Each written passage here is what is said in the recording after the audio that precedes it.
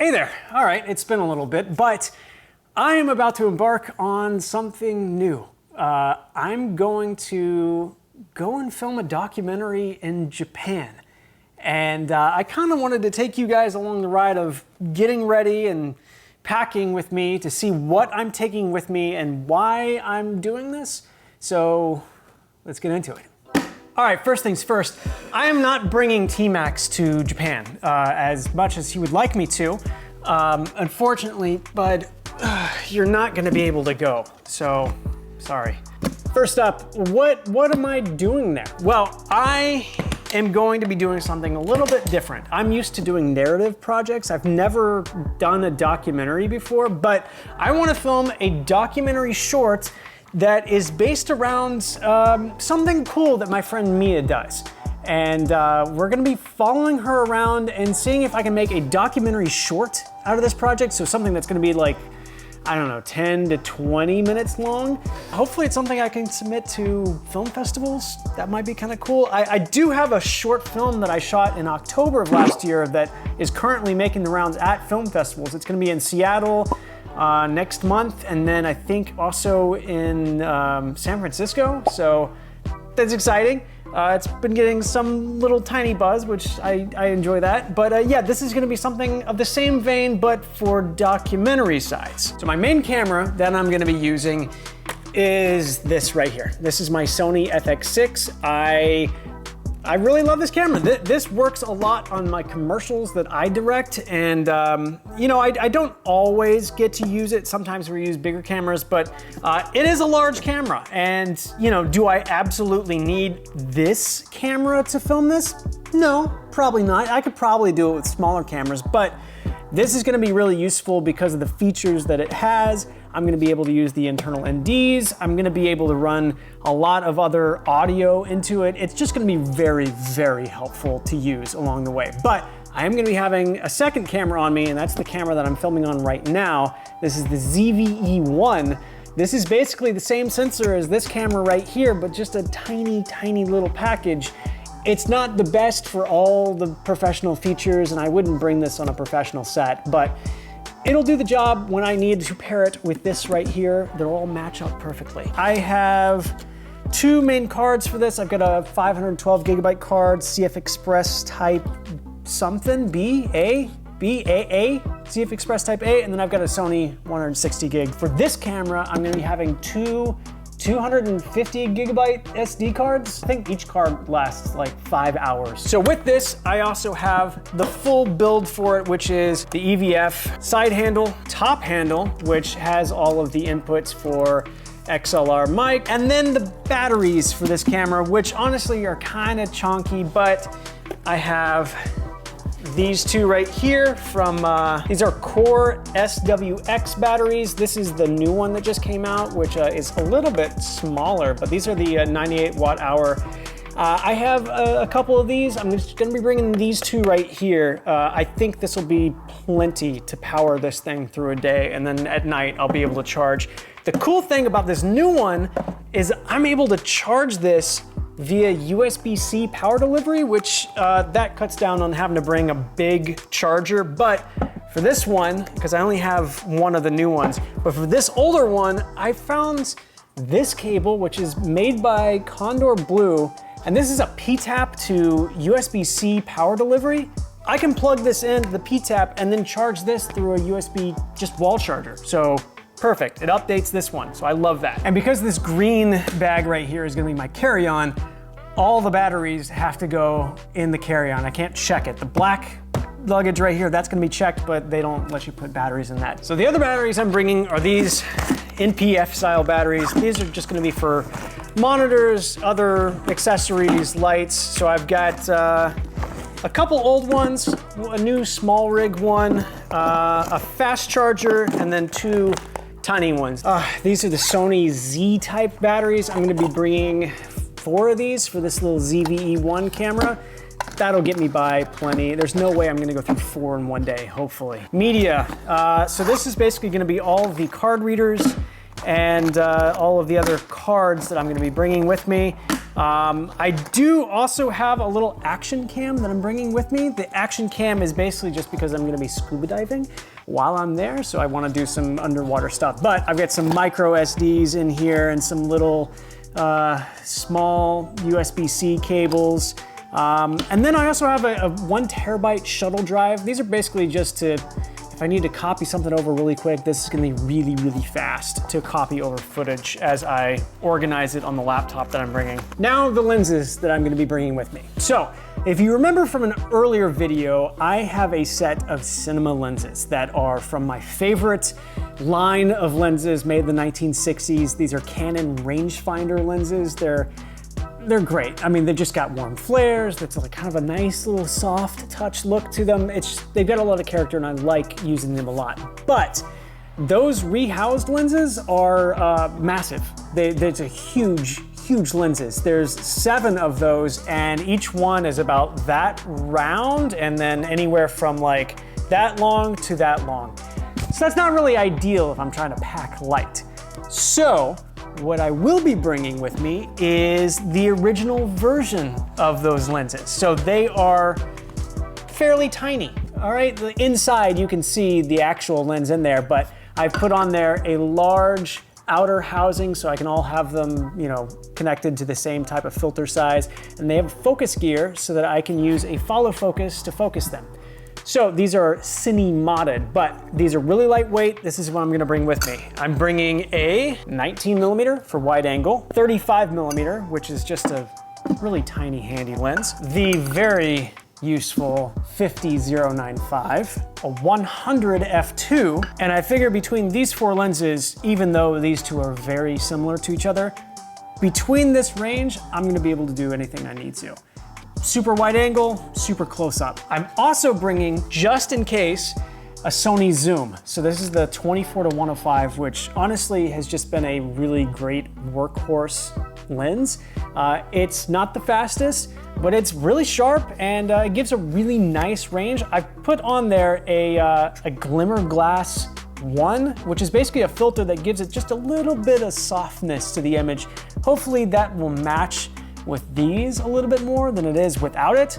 Otherwise it might look too clean and you'll really be able to tell the difference between the two. But I figure if I throw this lens on the ZVE1, the little camera, that it'll be very, very useful. I did already film 1 interview day. And during that interview day, it was a full setup. Like I had my biggest light. I had it set up with a really large diffusion piece. I had a backlight as like a hair light, and I used my cinema lenses. It was the 50mm and the 100mm, so the 100 right here. Even if I use these lenses right here, even though they're not the cinema version, on these interviews and whatever I'm filming in Okinawa, it'll all match up because at the core, it's the same lenses. All right, so now let's talk about sound. Okay, so sound is fairly important if you want to be able to hear what your subject is talking about. Otherwise, it's going to be a little difficult to convey. I always use this lav set right here. These are Sony wireless lav mics, and they've been really, really good. They hook up straight to the Sony cameras through the multi-interface shoe. So you just pop it on there. You don't have to plug in any cables or anything. It just works. So I was planning on just bringing that, and I have a whole bag kit that I have in here for it. So here's the body pack, and then the receiver is up on the camera. So I was like, great, I'll do that. But then I was like, I feel like I vaguely remember there being some type of, I don't know, restriction against radio frequencies, depending on what part of the world you're in. So I looked it up. And these right here, they use something called the UHF, ultra high frequency bandwidth. And these are only permitted to be used in North America, or actually in the United States. So I looked up what it would take to be able to use them in Japan, and you have to have a license to use that frequency in Japan. So I was like, all right, what do you got to do to get the license? You can't get a license. It's going to be really, really hard. Now I got to figure out how can I rent some wireless lav mics that I can use there. And to be fair, there are some options. If you look at consumer grade stuff, like you got your DJI mics or your Rode Wireless Go mics, those you can totally use because that uses 2.4 gigahertz Wi-Fi signal, and that's a-okay to use. But the sound isn't fantastic from them. I looked into the other option, which is just throw a recorder on them and then do the old-fashioned way where you just go, you clap and you sync it up in post. Easy. So then I started thinking about, like, all right, what would that entail? That means that anytime that I record anything, whether it's out in the field, whatever, I'm gonna be clapping the entire time if I throw a mic, a body pack onto them and it's recording. And I also gotta remember to go and hit record on that. So that just kind of opened up a can of worms that would be very frustrating, but there's another solution. So a friend of mine uses this system for timecode. Timecode, if you don't know what it is an integral part of professional filmmaking. It's basically where you are able to sync up your sound and your cameras so they all run on the same clock. And that clock is perfectly synced up. So if you take your audio and then your footage, even if you're taking footage from one camera or 8 cameras or 10 cameras, if you plug all that in when they're set to the same time code, everything syncs up perfectly. You don't have to do any clap or anything like that. You can still do it as backup, and they usually do it as a backup, but everything just syncs up in post. It saves you a ton of time. So I'm gonna be using these little devices called tentacle syncs, and these are basically just little boxes that have a really accurate clock inside of them, and they'll hook up to each of my cameras and they'll put them on the same clock.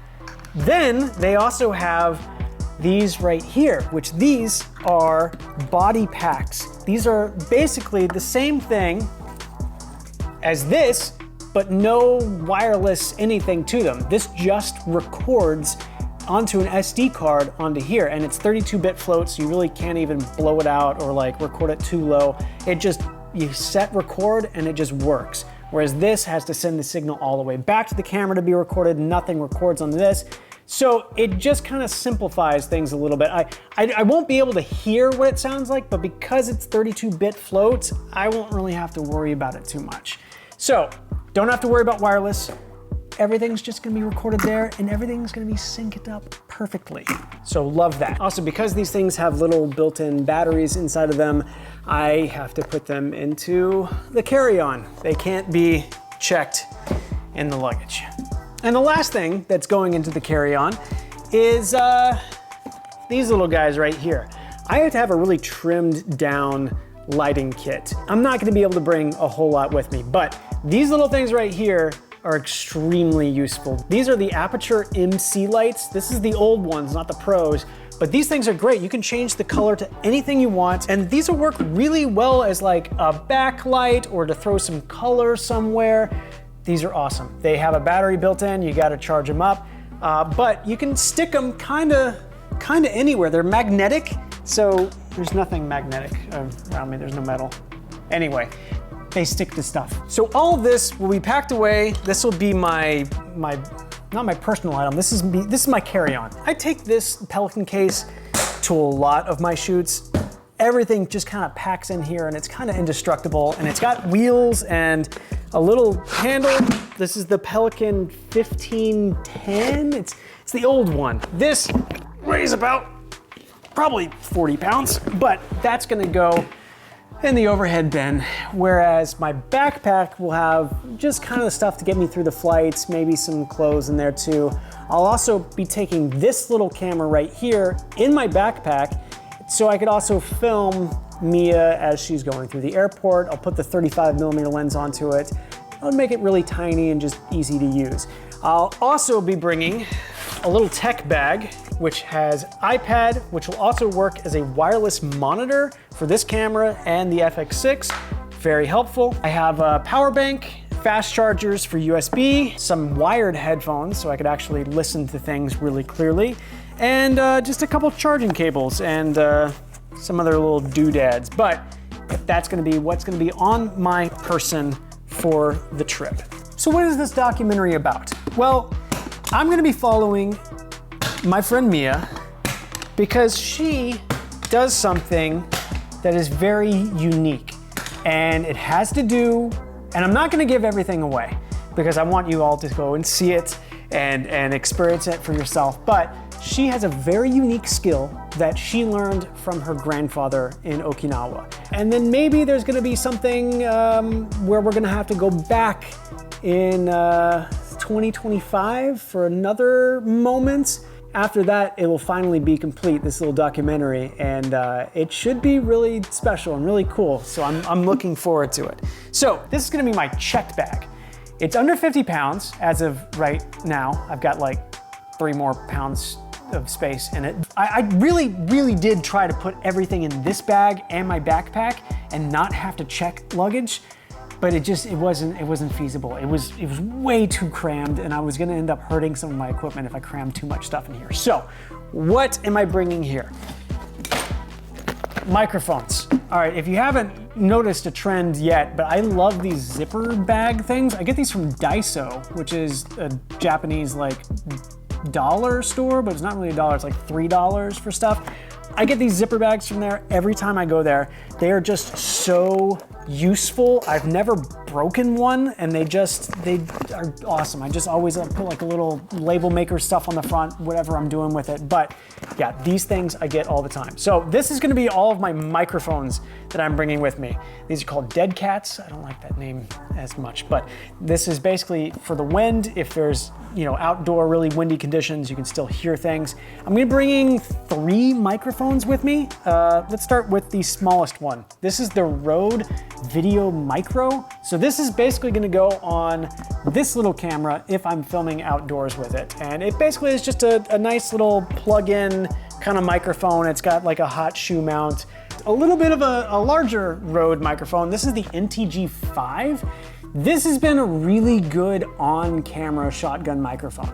Audio's been great on it. I've had no complaints. I've also had this as like a boomed over like microphone right here for a lot of my videos. Really great mic. So this is gonna go on the camera a lot for some of the stuff. All right, next up, my monitor. This is gonna be my main monitor for the whole shoot. I just picked this up. This is the Small HD, what is this called? This is the Cine? Yeah, this is the Cine 5. It's a 5-inch monitor. It's really bright. It's 2000 nits. It's basically, you can use this outdoors, be able to see it, no problem. I've always had the issue in the past where I've just had like really cheap monitors for on camera, and I've never really cared too much about them, but it was on a shoot recently that I was using my little HDMI monitor that I have on this thing that I'm looking at right now. I had that with me, and it's really just not up to par with anything that belongs on set. So I had to pick up one of these. This is gonna serve me well for a very long time. Everybody on set has a small HD. It's just the way it is. I have a bag that's just dedicated to all of the USB-C cables that I'll be using to charge everything. I have somehow made it so that nearly every item that I'm bringing with me that has a battery can be charged with USB Type-C. I have been waiting for that to be a thing for so long. I'm just waiting for, I haven't gotten the new iPhone yet, but I know it's at USB-C now, but I'm just waiting for everything, my AirPods to be USB-C. It'll be a beautiful world when everything is all just seamless, one cable for everything. I have a bag for my action cam stuff. This is basically just my underwater housing for when I go scuba, and some little clips on there. Wireless transmitter. This is a really old wireless transmitter that I've had for a very long time, a Hollyland Mars 300 Pro. Yeah, basically just hooks up through HDMI. I don't even need a second one because this spits out a Wi-Fi signal that I can connect the iPad to, and the iPad will connect to this. It'll work great. So just bringing this with me, that's all I need for a wireless signal. Color and white balance. All right, so this is more so a post thing, but if you get this wrong when you're actually filming it, it's gonna give you a major headache down the road. But I'm bringing a full-size color checker card. This is gonna basically, every time I'm filming something that's really important, I'll pull this out, I'll be able to calibrate colors, or at least in post, I'll be able to say, hey, this is the card, match everything off of this. And there's a nice little gray card in the back for white balance. I'm also bringing a much smaller version of that. If I am out somewhere on location and I don't have the big card with me, I'll be able to bring the little one, as well as these cards, which are all gray cards for white balance. Hopefully, no white balance issues will happen along the way. Otherwise, it'll be painful and noticeable in post. I think I will most likely be editing this myself. I don't think I love editing. It's not something that I don't know, super confident in. I can do it, and I feel like I am good at it, but it just is such a painful process. And you know, hats off to editors, because it is a really difficult job. It makes or breaks an entire project. The last short that I did, that I directed, I edited that thing myself. And I think the only way I was able to do that was just by sitting in front of my computer for a week.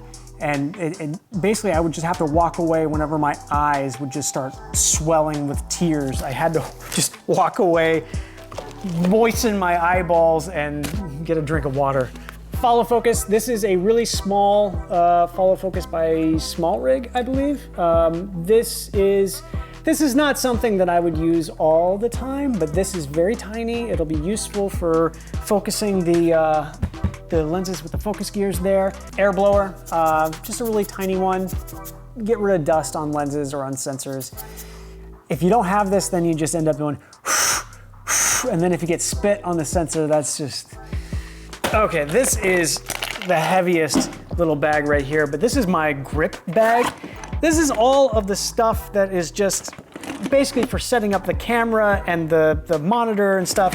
I've got like a little tripod in here that works. I've got this, which is a little fluid head, should I need to put it up to this and then do some really fluid movements. Ow. I've got some arms to mount the monitor on the camera, or lights somewhere. So you know those little colorful lights that I have?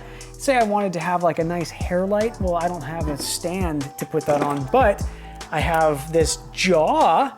And if I take this jaw right here and I clamp it to something, and then I put this arm on the jaw, and then the light on the other end, I can kind of, you see where I'm going? So basically it's just a little bag of tricks. Should I need to do something, should I need to mount something somewhere, I have kind of everything I need to make something work. You might be thinking to yourself, hey, Jake, I don't see any tripods. Aren't you gonna bring any tripods? Yeah, my tripods are all pretty large, and they're large enough that they don't even fit in this case. So I really didn't want to bring more cases with me. So fortunately, Mia actually has a couple small-ish tripods. She's gonna bring hers because she needs to film stuff while she's there too. So I'm like, great, I'll just piggyback on that and use your tripods.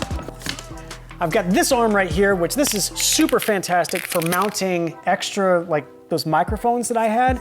I can basically attach this arm somewhere and then let's say like just put a microphone right there if it's off camera, and then that way I don't have to boom something from overhead because I'm not bringing a boom, but I can put a microphone somewhere right there, get great dialogue. Small toolkit. I usually always have a toolkit on me should something break or I need to, tighten something or attach something. So I've basically trimmed it down into a very teeny tiny little toolkit. I've got Allen keys.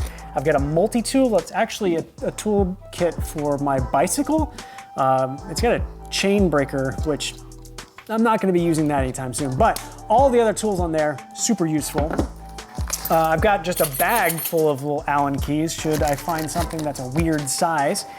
And then up front, I have just some paracord, should I need to tie something down, and then some pro tapes. I love me some pro tape. So these are the teeny tiny little pro tapes that I'll be using. And I also have some little like cold shoe attachments, rubber bands, some little like thread adapters and some screws, just random little things. I just don't want to be in the situation where I'm there and then I cannot find just the one little piece or one little tool that I need. It's just handy just to always be prepared. Filter case. So this is gonna be just the filters that I'll be using on the lenses that I have. The rangefinder lenses in their original form have one downside, and that is you can't focus with them very closely. They're limited to 1 meter in close focus, so that's like right here. So if I wanted to get really close up or like at a medium close up, makes it a little bit difficult. Now my rehoused lenses don't have that issue because they're in completely new focusing housing, so they can focus really, really close, but the original ones have that issue. So here is the workaround. This is a achromatic diopter, a 0.5 diopter. And basically what this does is it just makes it so that it focuses a little bit closer. So I could even put this in front of there. It's not, the autofocus is gonna be working. It's very, very subtle, but it'll make it so that instead of me focusing right here at the closest, I can focus it out right there at the closest. Doesn't sound like a big deal, but it is. ND filter. So the FX6 has a variable electronic ND built into it. That basically means if something's really bright, I want it to be a little bit darker, it'll do that with a touch of a button.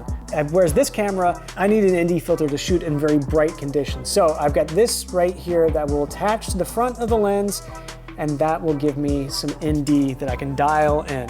Cables for the monitor, this is basically SDI, PTAP, all the kind of power cables that I would need to get video up and running from the camera to something else.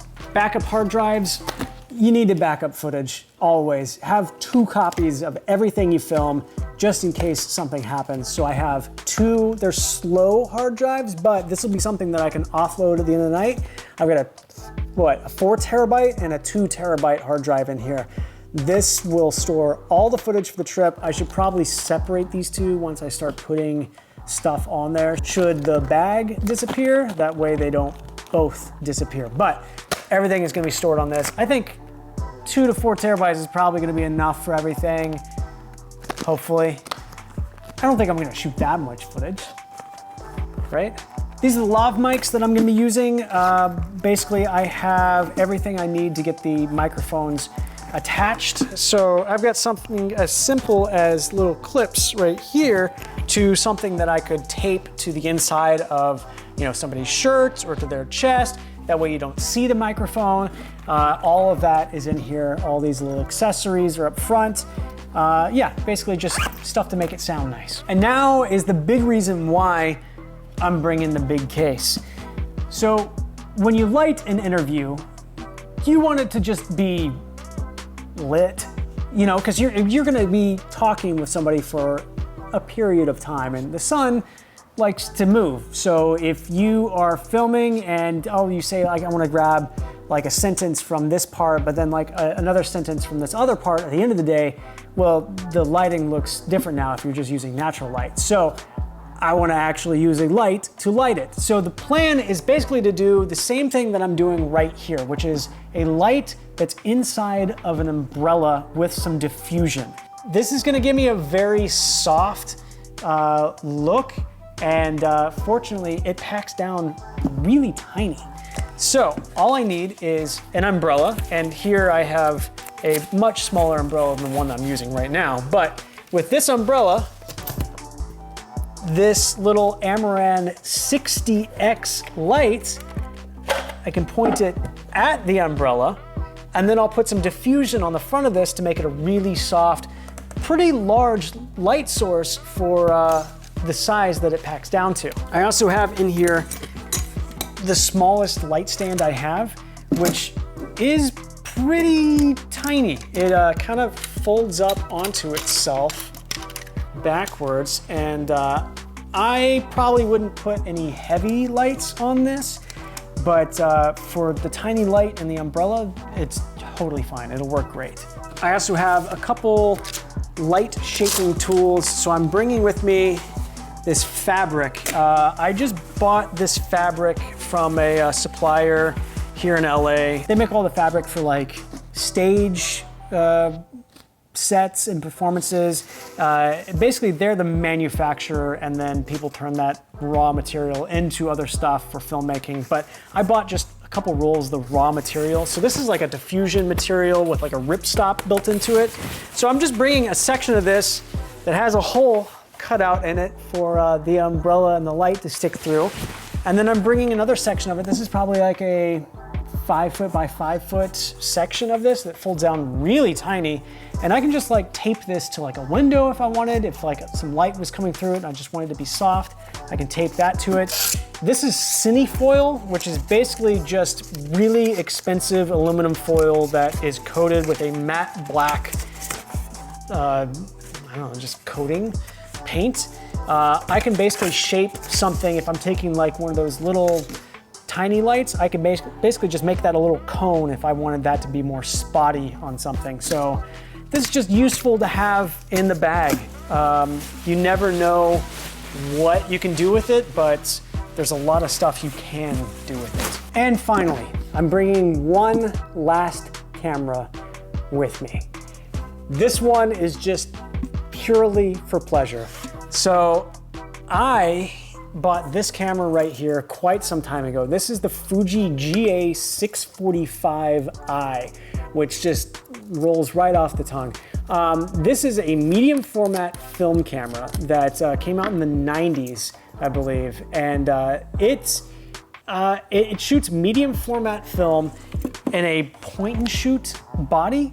So you can set this to full manual and it works just like a film point and shoot. You can just do that, it just takes the photo. It's autofocus, auto everything if you want it to be, but you can also do manual.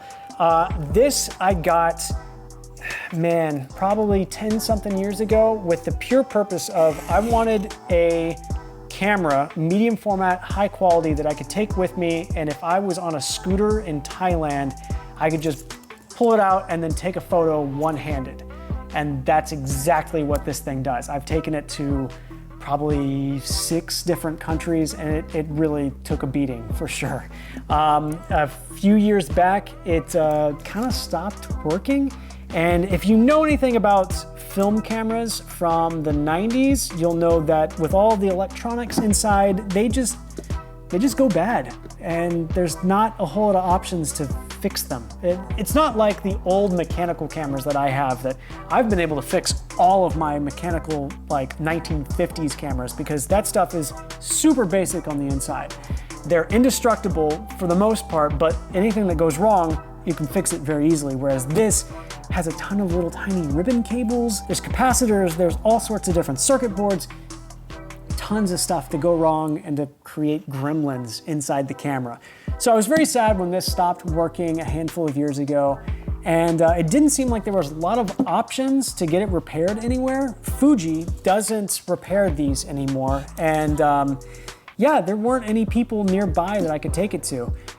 Until I read about this one place called Phototech, which is in Poland, I believe. Yeah, it's in Poland. So they are evidently making replacement parts for this and a couple other Fujifilm cameras. So I sent it off to them and lo and behold, they were able to bring this back from the dead. So this is gonna be the first time that I'm using it since getting it back because it was gone for a very long time. And yeah, I'm gonna be bringing some of the film that I've saved in my freezer for a rainy day, and that is film that is no longer made, but I preserved it in my freezer. This is Fuji Pro 400H. They don't make this anymore, they don't sell it anymore, and this one expired when? This one expired in 2021, but I bought it in like 2019 and popped it in the freezer that day. And I also have a roll of Fuji Pro 160 NS in 220, meaning it's double the length of this right here. They really don't make this anymore. So I'm gonna be using this. I'm really looking forward to it. And I'm gonna be using this film, which I'm also really looking forward to. So whenever I'm not filming, which I don't really know how much I'll be filming, probably a lot, but whenever I'm not, I'm gonna be shooting this film. So 6 rolls, I'll bring this back. Hopefully you'll be able to see results from that soon. So by the time you see this video, I'll probably already be in Japan or I'll be back from Japan, either one. But wish me luck. Hopefully everything goes well. Bye.